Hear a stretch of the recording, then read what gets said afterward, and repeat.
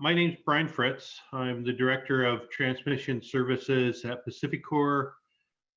My experience has spanned over the last few decades from starting out working in the power plant side of electric utilities through almost every aspect of every business department you can think of in an electric utility.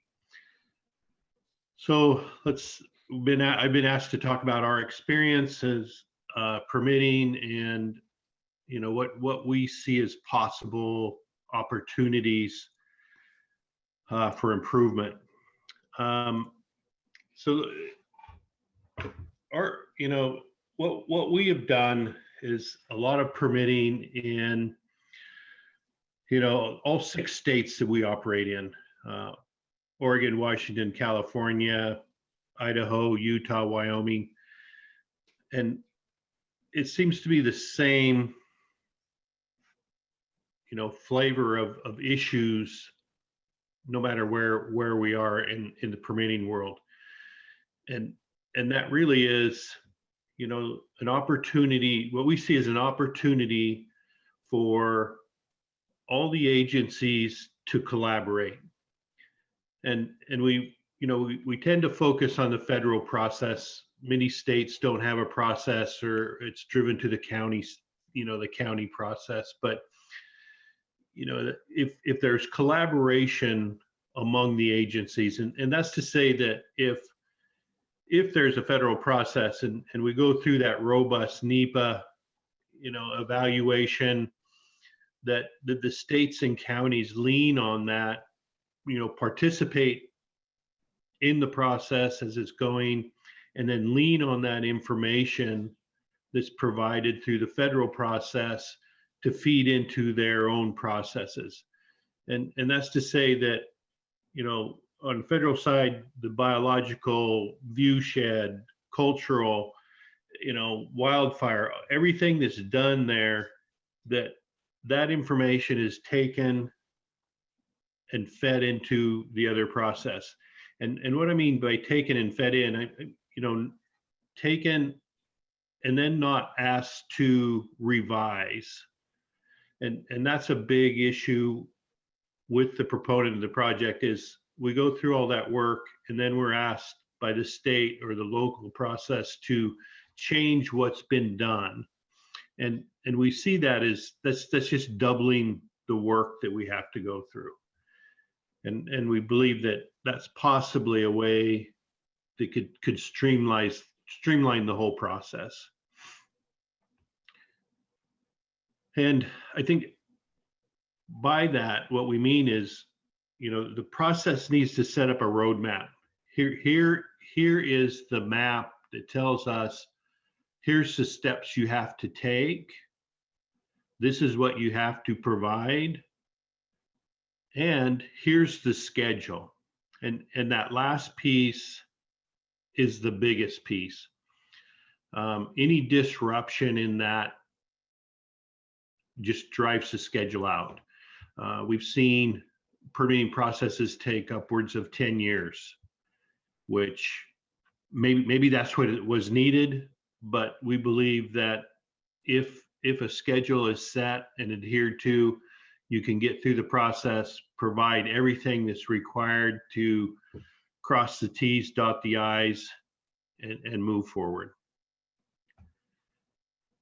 So I think that kind of sums up what we see, Rob.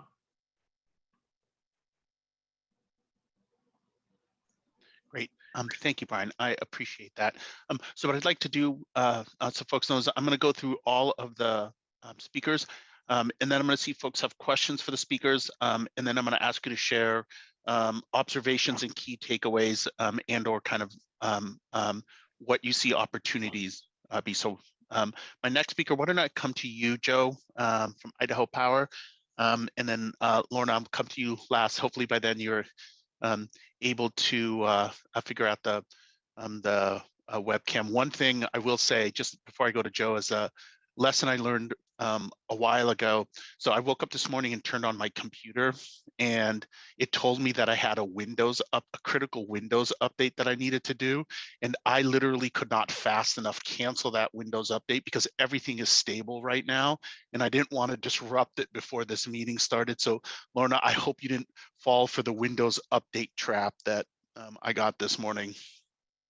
Joe, do you mind if I turn it over to you? Yeah, sure. No, good morning. Thanks for giving me the opportunity to kind of share some of our thoughts. So I'm Joe Stippel. I'm from Idaho Power, live down here in Boise. I grew up in Spokane, so I am a Washingtonian at heart. I went to Gonzaga University. So I've been in the industry for 15 years and started in a consulting role with power engineers. Did a lot of work all over the states, primarily in power generation. And then the last 5 or 6 years ago, I've moved to Idaho Power, and recently I became the project manager for Boardman to Hemingway, which I believe you guys heard about yesterday. So I what Brian said really resonated with me, because it's, our project has been in permitting for 12 years, and a lot of the items that he mentioned are really drove that timeline out, where, if there's the possibility to just streamline the process where things aren't, necessarily being repackaged from one agency to another, where it's a collaborative nature where the work meets the requirements for all.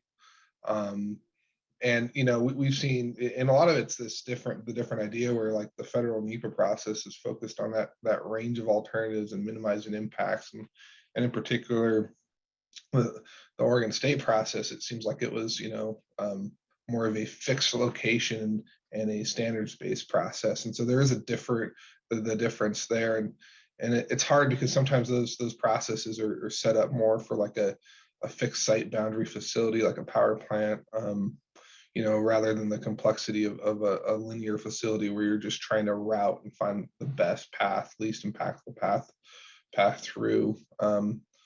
So it's hard because there's a lot of factors in these large linear facilities that it's just any sort of change where you have multiple agencies involved, where it really stretches out that schedule. And so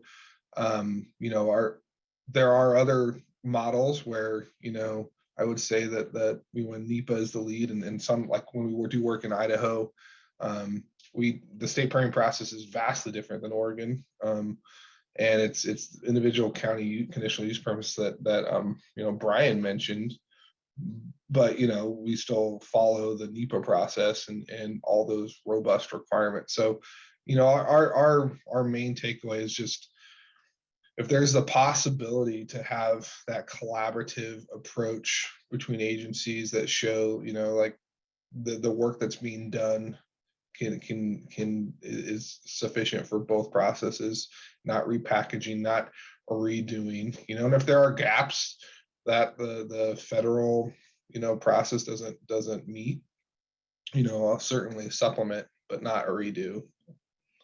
And lessons learned, how we can expedite the process. It's just that I think early engagement. At one point on Boardman, we made a plan to do both processes simultaneously, where both federal and state at the same time.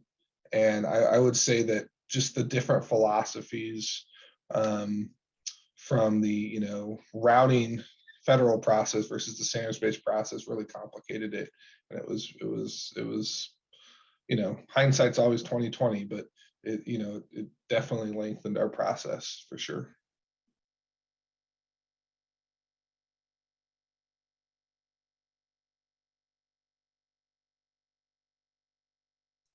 Thank you, Joe.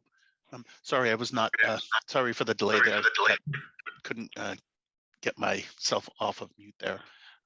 Great. And so, as I mentioned before, we're going to come back and give folks the opportunity to ask our panel question, but I wanted to make sure to get through the three of them. And so, Lorna, I see that you're on video, so it looks like we've worked everything out. Lorna, I'd like to turn over to you, and I have your slides, and just let me know when you want me to advance them.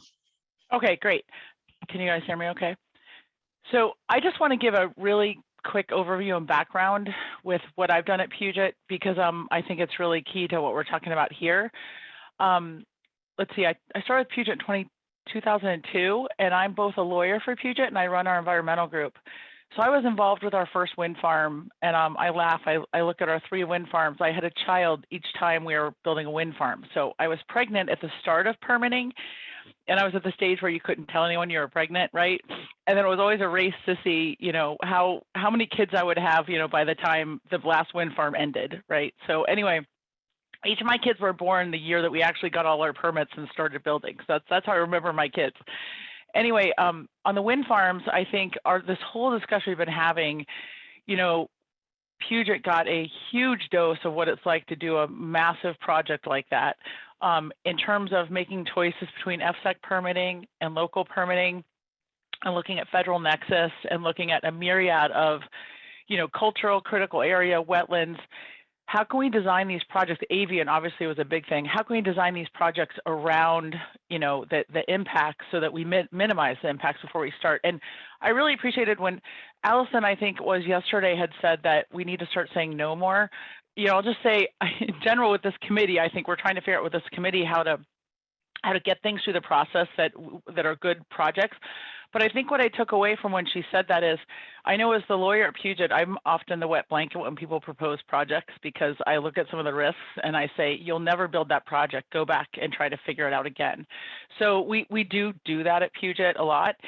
And one of my favorite examples is that when they were building the Wild Horse Wind Project, or they were proposing the Wild Horse Wind Project, and they were proposing a Kittitas Valley Wind Project, you know, I was the fun, popular person that looked at the Kittitas Valley project and I said, that doesn't look like a doable project.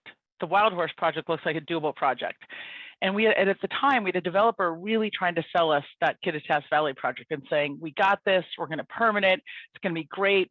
The locals aren't happy about this, but we're going to ram it through because it's a good project and we're saving the earth, right? And I said, no. This isn't what Puget Sound Energy does. We don't ram things through locals like this. Their whole plan, we disagree with it. And we really pushed to say, no, we want the Wild Horse project. And honestly, the developers didn't like it. They said, no, that's not for sale yet. You have to buy this one. So anyway, obviously, we ended up getting the Wild Horse project. We had no involvement with the KV project, and no judgment. It's a very different project than it was when it was initially proposed. But so I appreciate that. And we do often say no, and I have sent our folks back to the drawing board so many times in terms of just, you know, whether it's not being able to acquire the real estate rights, whether it's critical areas, you know, whether it's cultural, whether it's avian, other wildlife, you know, there's lots of things. And I do think you need to be realistic about that. And I know when it comes to transmission, people ask me about transmission, and I think everyone on this call would agree. You know, the first thing I do is I say, we should look at the existing transportation corridors. Right. So I think I really appreciate that. With just big picture, we need to generally try to find some fundamental ways to look at things. And again, I'm not always popular with the engineers and the folks designing it, but I've walked in their shoes and I felt their pain too. And there are times where there just are unavoidable impacts. And from a reliability standpoint, you know, something has to be built. So of the 4 choices, one has to be chosen. So I think that's what we're all about here today. Specifically, and I'm watching my time because I don't want to drone on and lose everybody. I also want to just tell you guys, the backup person for me on these calls is Sarah Leverett, and I want to kind of pull her a little bit into the conversation because I think that this is really fascinating. She came to Puget, started last May, and I've known Sarah from working on siting projects with her for the last 8 years.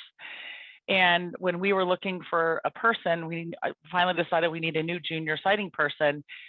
I called her to ask her who she would recommend because I pictured her working with this person, and she said, I want to work at Puget. Would you consider me? And I was really complimented because, you know, she left a fantastic partnership career at a law firm because she said, I've seen the Puget Energy clean energy goals. I understand CETA. I want to be a part of that. So I'm hoping that Sarah will be talking to you all for the next 25 years. And then when I'm long gone, we will have a beautiful electric supply system that Sarah will help cite. But anyway, for the purpose of this, I just want to talk briefly about Energize Eastside. And again, we've been involved with big wind projects and whatnot. We haven't had any huge transmission projects. The wind project associated with, there's the transmission associated with our wind, we've really relied on BPA. But we are the local distribution company. And as you guys know, we do own a little bit of transmission. And we do have local transmission projects that are absolutely a backbone to our system. So Energize Eastside was one of 3 projects that we've known about for years and years. As we've seen the build out on the east side, I think everybody has been to Bellevue and seen the high rises in Bellevue. We've had this just increasing problem and need for more capacity. So as I kind of mentioned when we started the call yesterday, you know, we actually started this project almost 10 years ago, and this has been in comp plans with the local cities for years. I'll say briefly in terms of FSEC versus local, we did not think this qualified for FSEC jurisdiction. And frankly, this is just in the heart of our service territory and the cities that we serve and the people we work with. So we went the local permitting route because we thought that was the only option according to our understanding of the FSEC regs. But we also thought, you know, we really need to work with our local people. We don't want anyone to feel shut out of the process. We tried to enter this process with kind of open arms.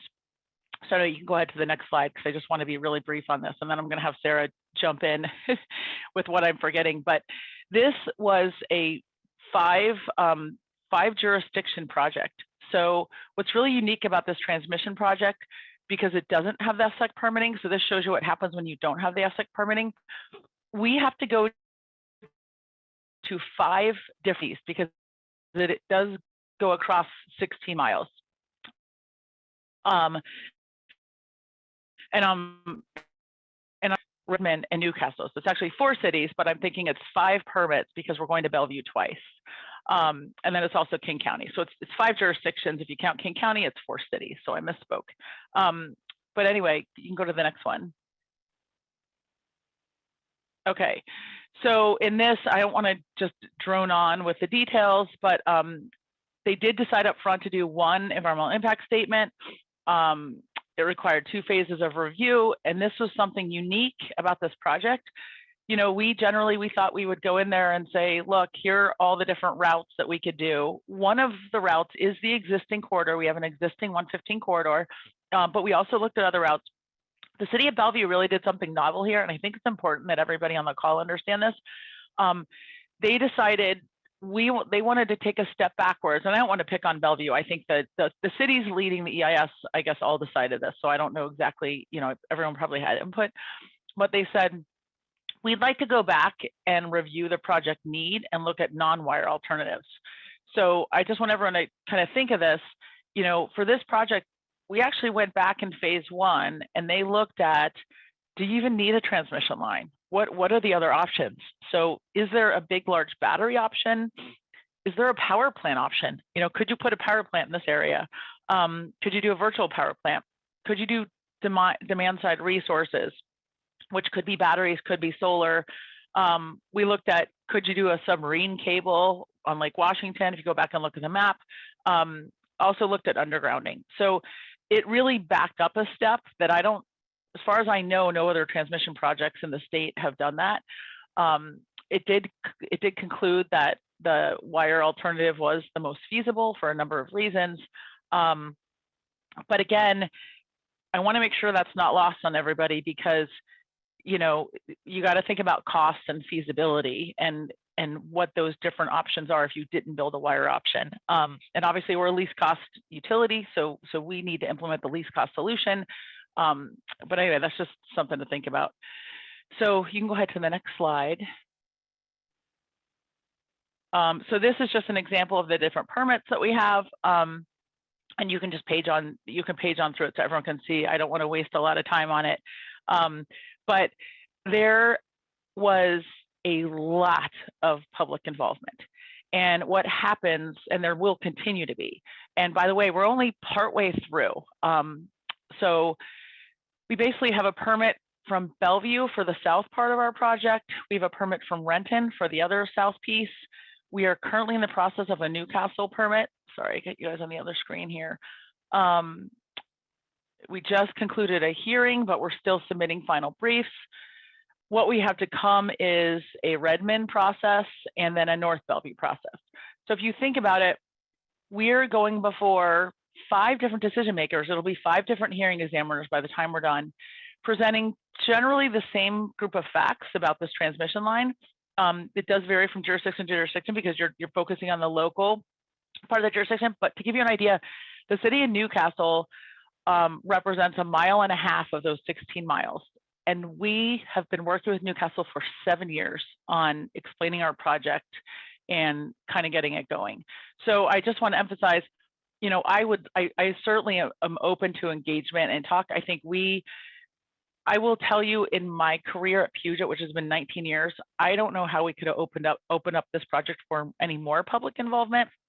And it has still taken that long.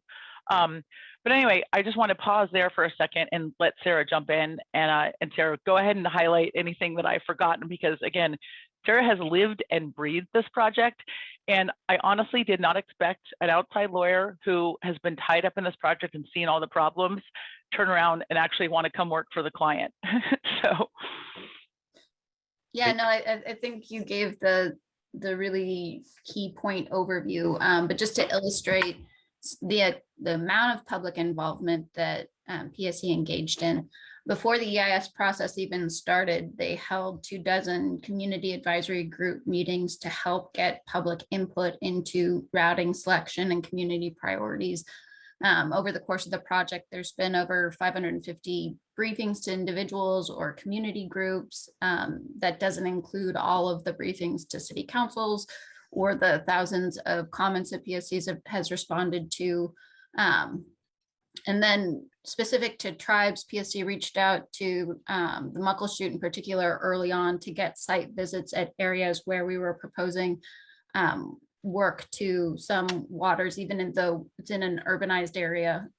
We got Muckleshoot out on site and then have engaged with them regularly, both through the state HPA process and then the core permitting. And then as Lorna was saying, not only are there 5 open record hearings on the same project going, you know, segment by segment, but another thing that I think is important to have part of the conversation is how many opportunities are there for appeals, because that not only affects the timeline for the project, but it also affects project costs. And so here we've already gone through one set of appeals for the Bellevue segment and the environmental impact statement, and you know, PSC prevailed, but now we're getting ready for another set in Newcastle, and we're only 3 open record hearings through it. And so one of the tricks that PSC faces is that at every step there's this new round of litigation with the same litigants. It's not new people, it's the same people asking the same questions. And you know, of course, it's important to provide process, but I think it's a question for this group as to what is appropriate review and how do we bring it to resolution, and in that final stage of how challenges are heard. It's a relevant question. Great, Sarah, thank you. Lorna, thank you. All right, so now what I want to do for folks is I want to open up for questions for any of our speakers, just clarification questions. And then I am really interested in having folks share any key takeaways or observations or any thoughts on recommendations here. So if folks wouldn't mind using the raise hand function in Zoom to send a signal to me that you want to jump into the conversation, you can do that by hitting Alt-Y or going into the reactions button and hitting raise hand. And so again, question and answer. And then see if folks are interested in sharing any observations.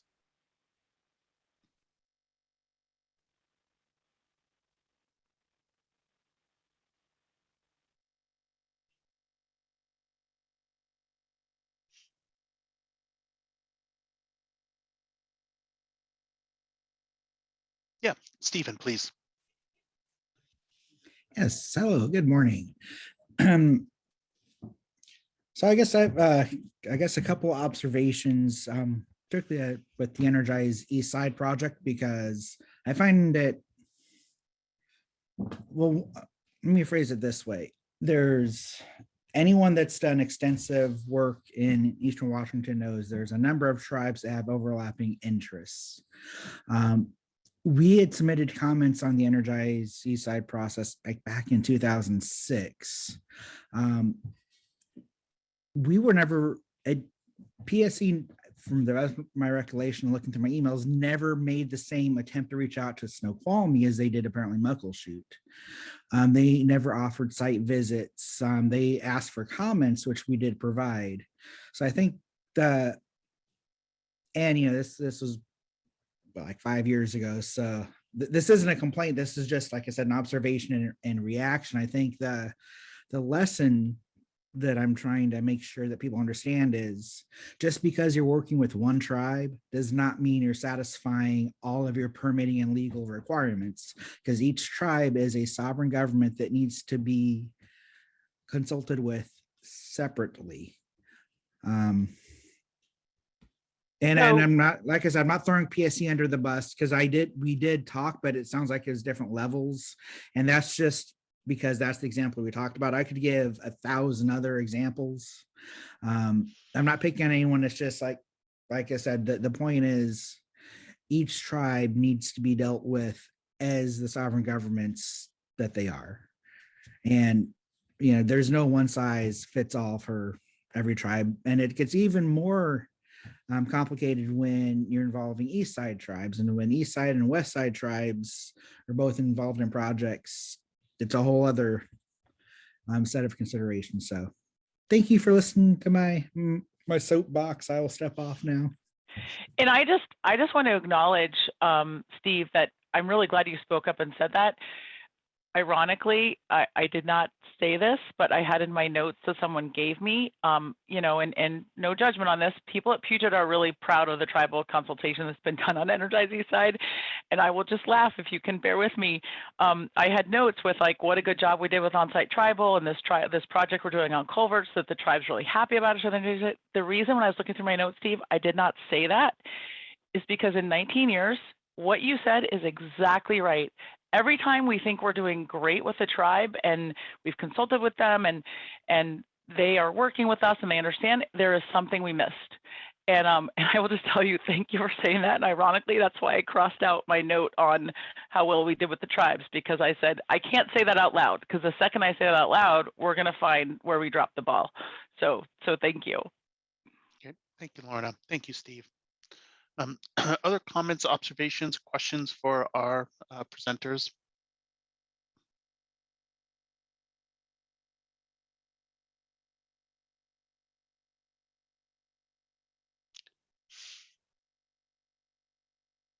This meeting is going to go a lot easier if you all participate, because I don't want to be pulling teeth. Great, Kevin, thank you. Yeah, thanks. Lorna and Sarah, do you have is there like a checklist or a process that you all use for how you coordinate with the tribes? Is there some sort of standard process or something that you all follow as you go through this process? So I guess the first way to answer that question is that we've never had just a standard tribal process, right? Because as Steve pointed out, I think it's constantly evolving, right? We're not a federal agent. I mean, we aren't by law required. We don't have formal consultation requirements. So it depends on every project and what the impacts are. So we don't have like a set playbook. I would just say that informally, just like, we'd want all the governments to know what we're doing. If, we'd want the feds to know what we're doing, what the states know what we're doing. I mean, I think with the tribes, I think that's always a key sovereign stakeholder in the project. It just depends on the footprint of the project. But I think that in terms of set processes, we have our informal reaching out to the tribes when we know they're there. And then it gets into pulling in the stakeholders through CBER processes and permitting processes. But Sarah, do you want to elaborate on that at all? I think that's a good overview. With a project like Energize, there's PSC's internal processes, then there's the 106 review process, then there's the HPA process with WDFW, and then we've had multiple touches with the Corps. So there's a regular asking of the question of who should be at the table and how do we bring that together. And but Lorna's right. It's a PSC does its best, and then the different permitting points are additional opportunities to try to make sure we're not missing. I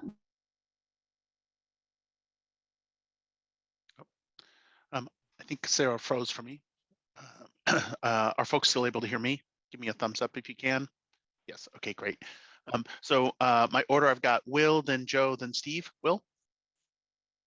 Well, I kind of just had a question for the PSC group, or a suggestion, I don't know what you call it, but wouldn't it make sense that if we could recommend that when there's these issues that come up, and as I believe they're indicating, you might have a stretch of line or a location that's an issue that some outside group has, wants to address, and then through the permitting process or litigation, and then the owners continually addressing the same issue with multiple groups or multiple agencies, and it's the same pole location or it's the same mile of line. There might be several issues in a mile that you have to mitigate, but it'd be kind of I think it'd be a good avenue to somehow recommend that once they deal with the 1 mile of line,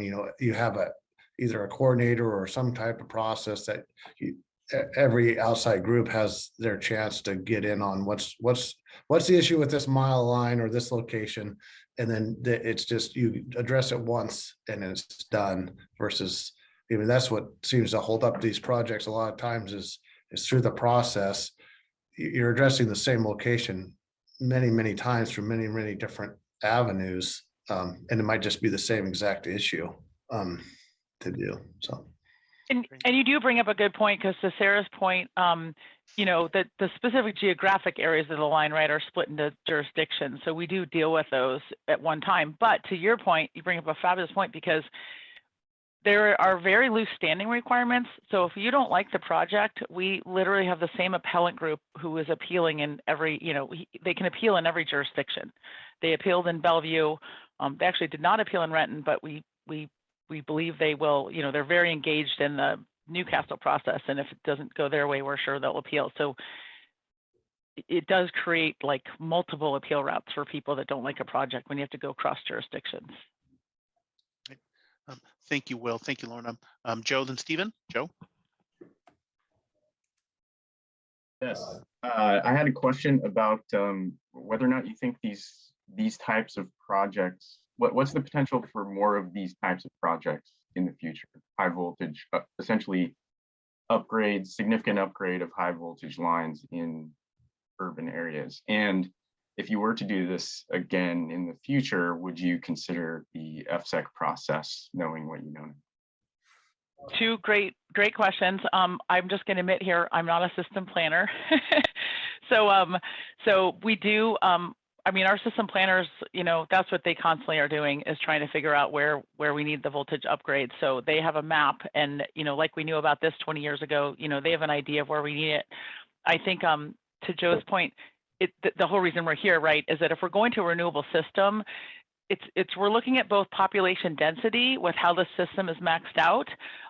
Then you're also looking at, if you're going to a renewable system, you switch a system where you have all the power plants in certain places and you have the transmission built.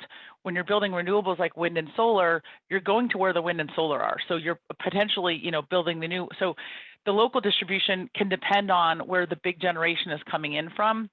And then the final thing I'll say is, everyone talks about electrification, and I know City of Seattle, has their ordinance out where all new construction is to be electrified. So I think no utility in an urban area is immune from this. And if we're talking about electric cars, electrification of cars, electrification of buildings, I think that the system planners, are constantly in motion of working on that. So I think we always have a snapshot in time of what we think and where we think the projects are going to go for the next 10 years. But I think that will also be updated as we move into this clean economy. I think that will change.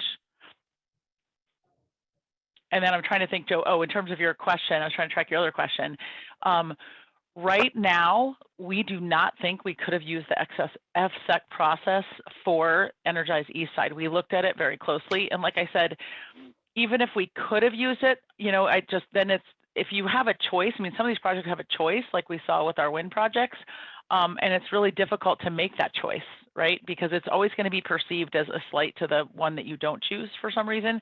But I would say unequivocally for this project, we did not think FSEC was available to us. And Sarah, you can elaborate on it if you want, because I know that's one of the criticisms we've heard from people is, it's kind of like, now that we've gotten this far in the local process, they say, well, you should go back and start over again with FSEC. And we've had to say, we can't do FSEC, and this is why. And Sarah's had to deal with that as well. But do you want to elaborate, Sarah? Oh, I think that was a good description. We're siting in an existing corridor in part to minimize impacts, and we had hoped would help facilitate a relatively efficient permitting process. Not really efficient, as you saw from the slides, but and that's one of the criteria for FSEC. And then the natural interest transmission corridors wasn't something we had to play with, and other portions were ambiguous enough that the local interest PSE has kind of drove the outcome. Great. Thank you. Rob, this is Brian Fritz. I just want to provide a little input also on what Lorna said, and she's exactly correct. Pacific Core is facing the same issue in many states as we go to, the clean green future with renewables. It is going to require new transmission, and there's a lot of talk out there that if you retire a coal plant, a gas plant, pick whatever, that transmission then is available. But we have to understand that if you retire a megawatt of coal, you can't just replace it with a megawatt of wind. It doesn't work that way, because wind, you can't rely on the wind to be there day in and day out. So you have to replace it with multiple megawatts of wind or solar to replace that. And so, yes, you can rely on the existing transmission to a point, but it will require new transmission to bring these remote resources into your load centers. And just to add to what Brian's saying, again, I'm not a system planner, and I know some of you on the call know this stuff better than I do. I will make a plug. If anyone's ever played the game Catan, where you have resources, right, and you build out these roads, there is a version of that called Power Grid.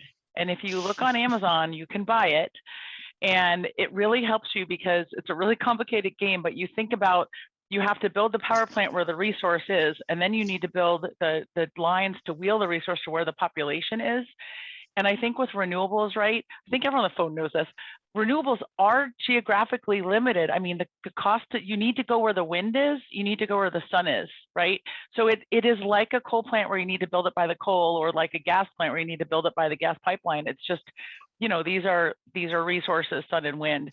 So I think, and then when people talk about distributed generation, right, and people talk about people having Tesla batteries in their homes, in addition to charging their Teslas, right? I think then that creates, for the local distribution company, you need to make sure that they have enough. And again, and I'll try to just stop. I was trying to be brief, because we'll start to go off about our own little worlds. But if you think about it, we build the system out. I mean, we're economically regulated. So if you think of the federal highway system, right, when they first built the federal highway system, they didn't go build 6-lane highways, 7-lane highways, right? So we have to build the system out to what the population looks like it needs. And that's why we're seeing this big turn on, we're doing this generational shift on, there are a lot of new transmission needs coming up in addition to the clean need, just because of the year that the system was built, right? Because you can't you can't overbuild the system beyond what you can see in the future. So some of the existing systems that we rely on, right, were built way back in the 60s when no one envisioned electric cars and everything else, right? So that's part of it too. But I would suggest to everyone get Power Grid and try to play it. Great. Thank you, Lorna. Thank you, Brian. Thank you, Sarah. So Stephen, I'm going to come to you in 1 second, but I want to put a couple of folks on notice. I'm interested in hearing in this conversation, perhaps from our either city or county representatives, and then perhaps from one or two of our state agencies to see if they've got any reflections on some of the challenges or some of the opportunities here. So I'm going to come to Stephen, and then I'm going to see if I can tease out either a Washington State agency or a city or a state to jump into the conversation. Stephen? Thank you. And I think my comment's actually a good segue into that. And one thing that I just want to mention, kind of to go back to what Will was saying, is I actually agree it would be much easier if you could just deal with one section at a time. You know, if there's a section of any project that's an issue, a couple of things from the tribal perspective, like, and I'll go back to Energize East Side again. I'm not picking on PSE, but that's the project. Because of the length of the project and the relationship that the tribe has with each of those jurisdictions as well. So each one of those permits that PSE applied for, we actually got as well to try to comment on and review. So one thing to keep in mind is if you're doing these really large projects and, you know, local tribes are heavily involved in project review, we're going to be seeing all those permits, and you don't, and each city, each agency potentially has different project names for how they refer to things. So one thing that I think is beneficial for any, particularly utilities that, you know, do long-term planning and have these huge projects or these little tiny ones. I believe I mentioned yesterday, establishing relationships with people beyond the regulatory process. I know in general, we work with PSE a lot on a lot of projects, and we have a great relationship with the archaeologist, with Elizabeth Dubril. And so that can actually make it easier for when we're reviewing a project. So I was aware because PSE reached out to the tribe at the very beginning of the process, and I was aware of where it was going to be and sort of the depths that they were expecting. And so we were able to know what to expect when all of a sudden I saw these influx of permits. So it made my job easier. And the last thing that we're ever going to try to do is delay, stop, or stall anyone's project. My job is to simply protect, preserve my ancestors' legacy through the protection of cultural resources and archaeological sites. And there are laws and regulations in place to help do that. My job is to make sure y'all doing that. Thank you for the soapbox again. I'm jumping off. No, that's wonderful. Thank you, Stephen. Okay, so as I previewed just before Stephen's comment, I'd like to invite, if folks are open to it, someone from a city or a county or a state agency to reflect. I feel as if I want to make sure that perspective is made. Great. Clint, thank you. Yep, thanks, Rob, for the opportunity to comment. I guess my observation is between yesterday and today. Comment is that these large transmission line projects are mostly being done by IOUs, and I think they're more willing to be able to, more determined to be able to do that. And I guess maybe the public's on this is the obstacles are not willing to be tackled. And so I appreciate the IOUs for taking on these large transmission projects, and I wish that the publics would do likewise. But it seems to be that they're largely done by IOUs, unfortunately. Thank you. Other perspectives that folks want to share?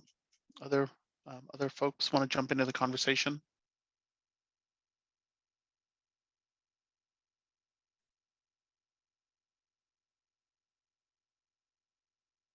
So I'll jump in if Yeah, that's Allison. okay. And can you hear Do. me okay? Sometimes Allison. can you hear me okay?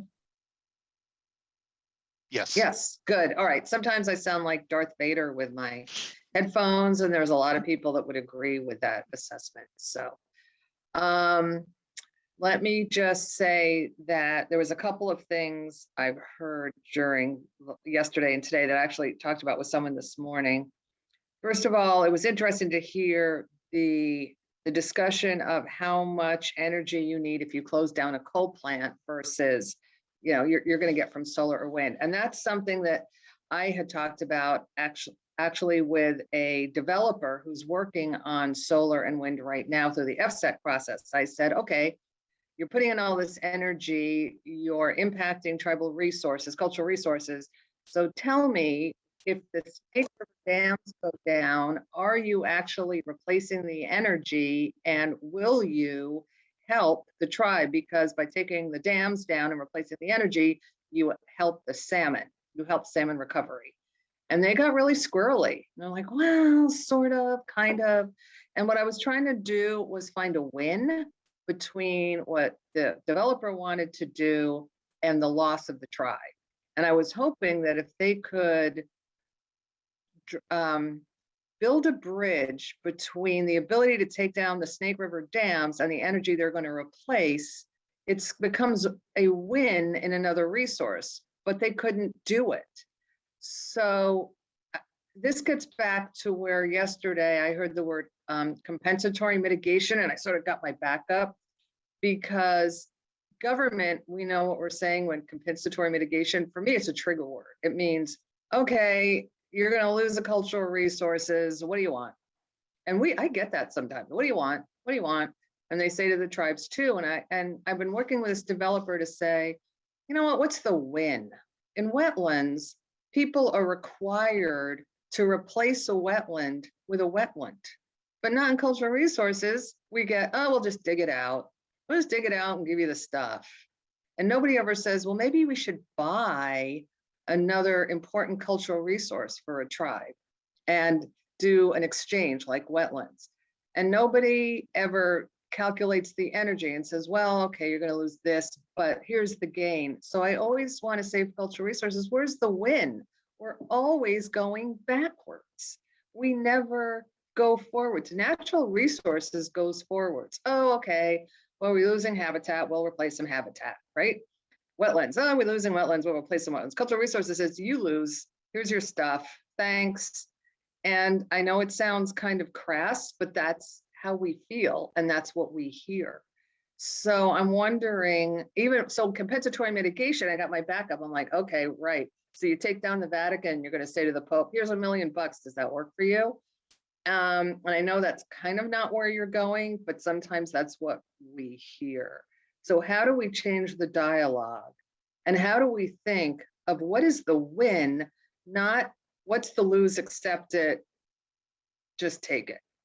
And Lorna, I understand your energy needs. I get it. There's more and more people coming into Washington State. Bellevue has gone crazy.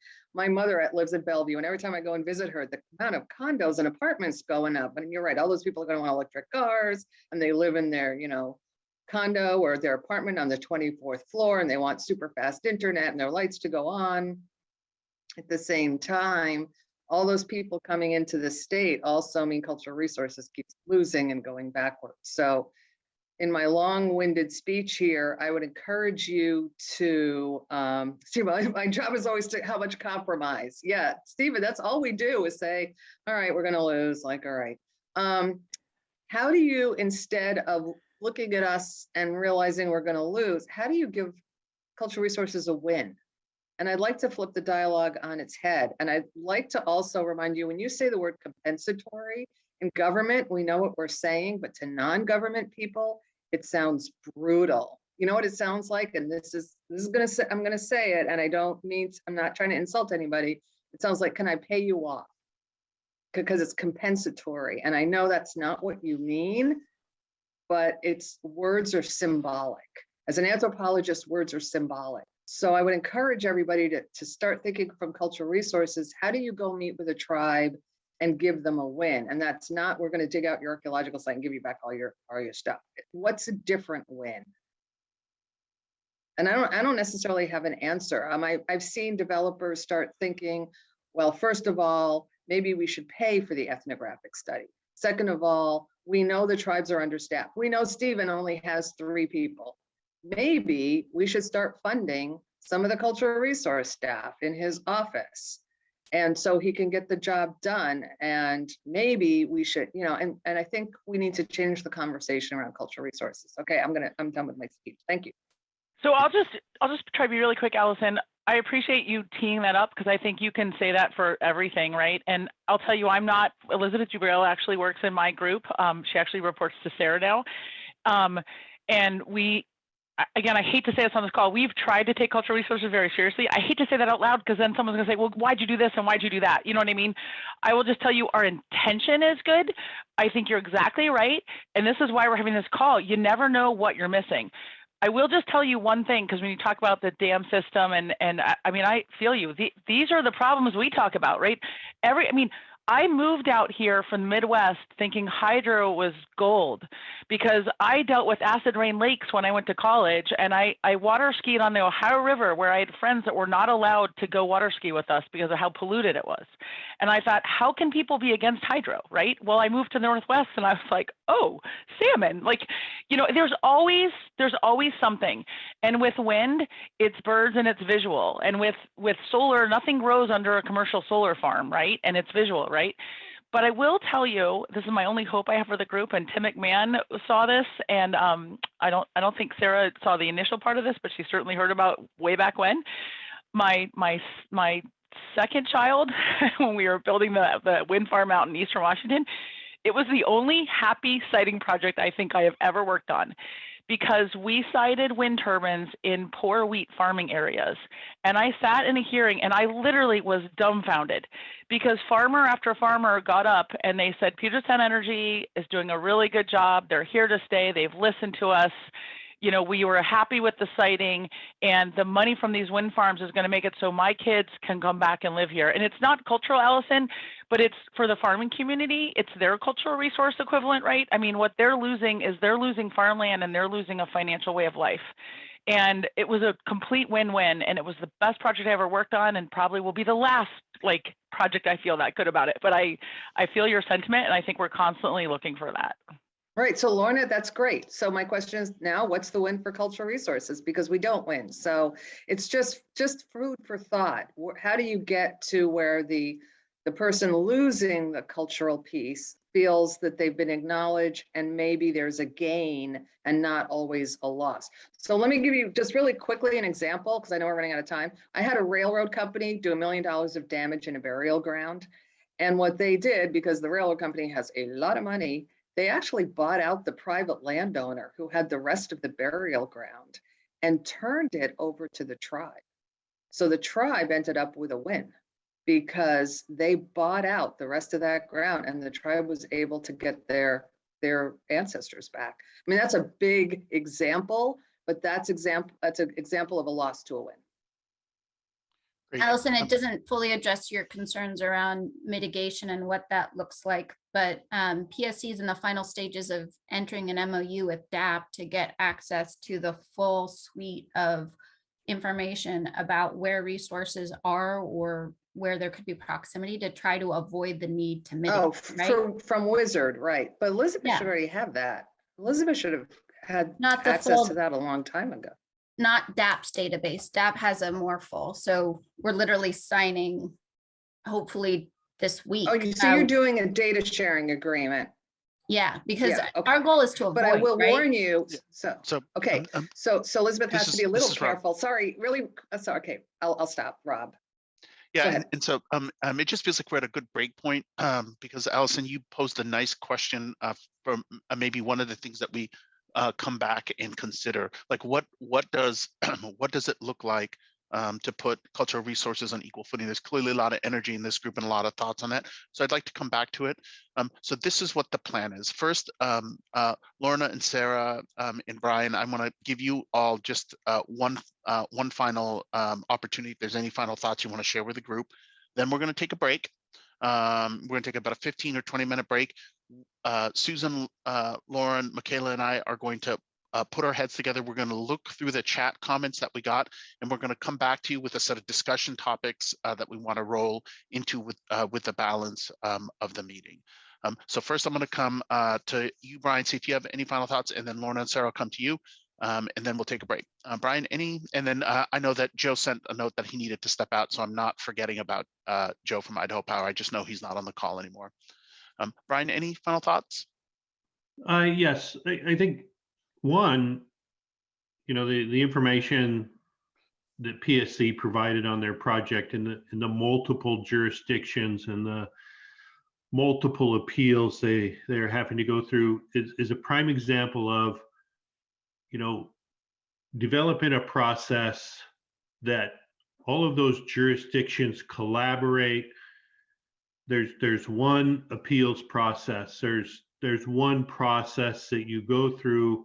It meets everybody's needs, and you're done. I would also like to comment on the cultural issue, and I would have to say that for a transmission line, our experience is, look to reroute where we can to, as mitigation for impacts to those cultural sites, rather than, as I heard, trying to dig them up, cross them, whatever. We always do that. We try to work with the tribes to make sure that we're meeting their needs, but really it's that early discussions with the tribes to try and figure out, okay, here's our proposed route. Provide us feedback early on so that if there are issues, we can start to look at a different route. And it might be as simple as what we call a microsite, where we only have to move the route, 1,000 feet. I would also say that, the railroad example, I'm sorry, but to me, I don't see that as a win. Cultural resources are not like biological or land use that you can go out and say, okay, well, we're going to disrupt this biological resource, but we know that we can buy this piece of property and regrow it over here. A cultural resource, you can't do that. Once it's impacted, it's impacted. And I agree that you need to work with the tribes, and you need to find that win. You need to develop those relationships and maintain those relationships with the tribes. It's a tough issue to crack, but we all have to be aware of it. Great. Brian, thank you. Lorna, Sarah, any final thoughts? I think, I agree with everything Brian said. And I'll just tell you guys on a mini basis, when I first started working at Puget and I worked on siting projects, if you think about it, and maybe I'm oversharing here on Puget, but we have a real estate department, we have a local government department, we have system planners that understand the electrons and understand how they need to move, right? We have construction folks and PMs that know that they have to do the least cost or we won't get prudence. We have all these different arms, right? And we have definitely had projects in the past, and this is going back like 17 years, where the real estate person had a really loud voice and was really pushy. And because the real estate person didn't want to go out and deal with a really difficult landowner, we cited a project where we could avoid that landowner. And all of a sudden we were like replacing 4 wetlands and dealing with a whole bunch of other stuff we shouldn't have been dealing with. I got to tell you guys, I don't know how to fix it, Allison. I've seen the problem and I get overwhelmed, right? Because I tried to fix that internally at Puget. I tried to kind of be the lawyer mediator with okay, guess what? Your job is going to be hard for this project and you're just going to have to deal with it. You know what I mean? You kind of have to pick a person that something's going to be hard. Maybe local government's going to be hard because the local city hates a project, but everybody everybody else loves it and thinks it's perfect, right? I mean, Allison, I want everybody to win, but the reality is like somebody loses, right? But with saying that, like what Brian said, I think we need to redefine like cultural is unique, right? So again, I'm trying to be careful with my words here, but I think this is our challenge, right? And I got to tell you guys, like I get worn out. Like I was enthused that Sarah wanted to come to Puget, right? Because sometimes these projects, we think we're doing a clean project. We think we are doing something that everyone can get behind. We have a ton of support from everybody. All of a sudden, 3 things change and everybody hates the project, right? And all of a sudden, we have reputational damage. We have everything else. I mean, this happens over and over. And I'm not saying, I don't mean to sound defensive at all. Like, it's like, I'm a grown up, like this is life, right? But I just, we constantly need to try to get better.